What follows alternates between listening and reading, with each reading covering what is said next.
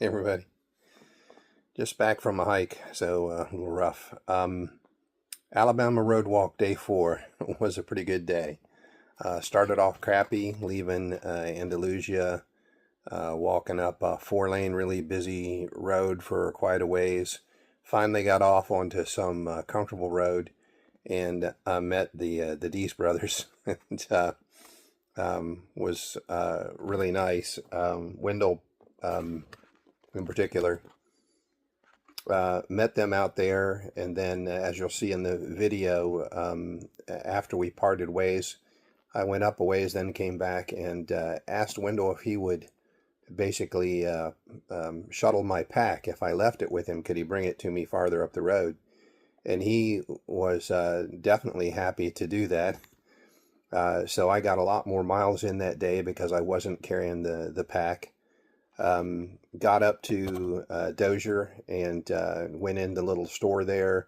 A lot of those little country stores will have food and a little table with chairs you can sit and eat.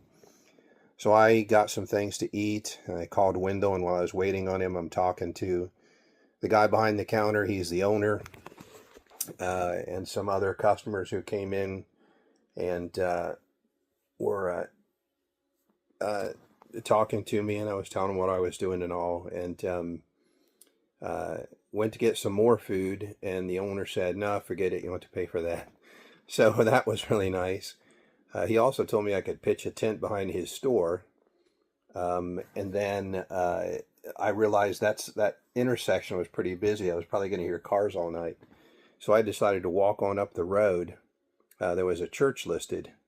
Actually went past the first church because rain was coming, and I had looked at the church online trying to see if I could find one with a big front porch, and it looked like the next church did. So I walked on up, and literally it started raining just as I got to this church that had like this 12-foot deep, 35-foot long front porch, and got there just before it let loose, and sacked out there for the night. And then in the middle of the night, a truck came up the road pulling a tractor, had engine problems. So they're out there banging around trying to fix things. They got some other people to come and tow away the truck and then tow away the trailer. That happened all in the middle of the night. But yeah, it started out rough, but then meeting the Dees brothers and then the owner of the store down there in Dozier made it really nice. And you'll see that coming up here. See you later.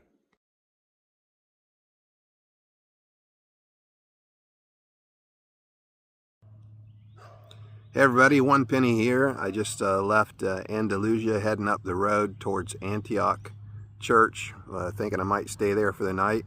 And I just by your name? Wendell. Wendell. Wendell's real nice. Stopped, talked for me a bit, and then offered to bring me out a nice cold Coke. So once again, as you go along the trail, people are nice to you. It's been a wonderful day so far. Not too hot, a little overcast. It'll be a little bit warmer later and supposed to rain around noon, I think. So this Antioch Church down here. No, now that's the Mount Zion Church. Now Antioch, you'd have to go up here and take a right and go back out that way. So it looked to me like there were two Antioch churches on the map, and one of them was a kind of a dilapidated small white building. I tell you what, he'll know better than I do. Oh. Okay. Now this is my brother. And his name is? Adrian. Adrian. Coming to check your brother and make sure he's mowing the lawn right? I was wondering why he stopped. I couldn't see you. Oh, I'm hiking from Key West up to Canada. Well, you're number 5 that I've seen come through here so far. All right. This year. Yeah. Yeah, it's not a well-traveled, but I guess there are enough people that people you notice if you live right on the trail. Right. Yeah, there was one year we had a pile of them come through here. I think it was right after COVID. Yeah, everybody was looking to get out and away. Oh, yes. But I think that year, most of them was hiking south instead of north. Yeah, there was 3 come through here the other night. Well, That's what he was saying. 2 weeks ago. Yeah. One said her name was Sparkles. One said his was Clint.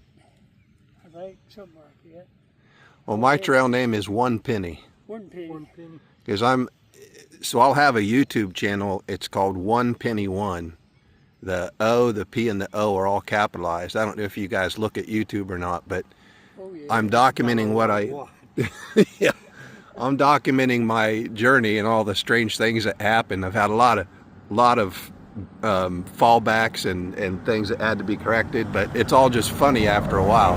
But I'm trying to get people to donate 1 penny per mile that I go to Homeless Habitat for Humanity, Tunnels to Towers, which is first responders, right. Wounded Warriors, which is for veterans, and then East Coast Greenway.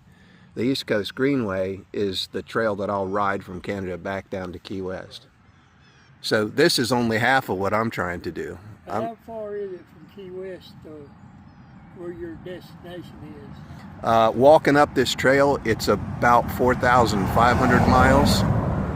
But then coming down the East Coast Greenway on the bike path, it's about 3,000 miles. So together, it's about 7,500 miles. I think them 3 the other night said their destination was Maine. That's, yeah, so Mount Katahdin in Maine is the northern end of the last part of this trail. And then from there, I have to go about 150 miles east to Calais, which is where the East Coast Greenway starts. But in between there, I have to have my bicycle shipped up because I'm going to ride the bicycle back down. So the closest place I can ship my bicycle is Bangor, Maine. So I have to hike up to Katahdin, then come down to Bangor and get my bike, then go up to Calais. Yeah, it's a lot of planning, and something goes wrong along the way constantly. So I was down in Conecuh Wilderness, and they're doing prescribed burns. Right. And I didn't know anything about it, so I'm walking along, and this cloud of smoke hits me, my eyes are watering, it's all in my mouth, and I came across one of the road crews out there burning, and I figured out, they told me everything that was going on, but prescribed burn. Yeah. This time of the year, they're always doing that down there in the forest. Yep. I ran into a number of times so just over the line in Florida, I was walking along and I didn't know anything about prescribed burns, but I saw this whole wall of smoke coming through the forest, and the smoke hit me, and a little bit later I felt the heat. I couldn't see the fire, but I didn't know what was going on, and I'm trying to run up the trail in the wilderness carrying this pack. It was pretty hard to do. But I got ahead of that one, and then I ran into the road crews and figured out what was going on, and so made it out of there okay. Yeah. He was asking, he planned on spending the night at the Antioch church. And I said, well, the only Antioch church I know is actually up in Antioch, but there's not one on this road.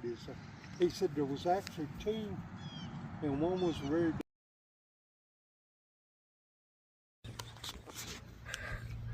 Hey everybody, so I just left Wendell again. I walked on up a little bit. There's a gas station. It's not even a mile. I had a little slice of pizza, and I was wondering, Wendell and his brother there, both retired and been mowing the grass, and I wondered, so I walked back and I asked him, Wendell, can I leave my backpack here? Because then I can walk faster, farther, easier, and I can get farther on up the road to Dozier. And if I could walk up there and call you, and then would you be able to bring it to me? And he said, sure, no problem. So ask for a favor and get a nice favor from some wonderful, helpful people. It's just really nice. So now I don't have the pack. I have my little day pack. I can move about 3 miles per hour. Probably take me about 4 hours, I think, to get to Dozier. It makes me a whole lot farther along the trail than if I was carrying the whole pack. So just another happy occurrence. So thank you, Wendell, very much. I appreciate it. See y'all later. Oh Lord.